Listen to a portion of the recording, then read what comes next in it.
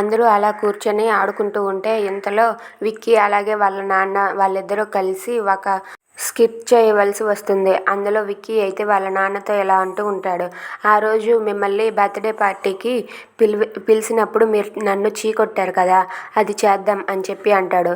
Okay start చేయండి అని చెప్పి హ్యాపీ బర్త్డే విక్కీ అని చెప్పి నాన్న నాన్న అని పిలుస్తూ ఉంటాడు. ఆ మాటలకి విక్కీ అయితే స్టాప్ ఇట్ లలిత, ఈయన తీసుకొని వెళ్ళిపో అని చెప్పి అంటూ ఉంటాడు. ఆ మాటలకైతే విక్కీ వాళ్ళ నాన్న అలా చూస్తూ ఉంటాడు.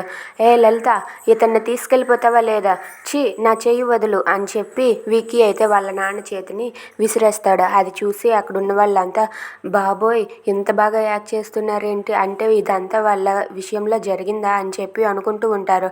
ఇక విక్కీ అయితే వాళ్ళ నాన్నపై కోప్పడిపోతూ ఉంటాడు. అది చూసి వాళ్ళ నాన్న అయితే అప్పుడు విక్కీ కూడా ఈ రకంగానే బాధపడ్డా, ఇప్పుడు నాకు ఎంత బాధ కలుగుతుందో అని చెప్పి అనుకుంటూ ఉంటాడు. ఇదంతా చూసి పద్మావతి అలాగే అరవింద్ అయితే అలా ఉండిపోతారు. Thanks for watching friends, please subscribe our channel. Thank you.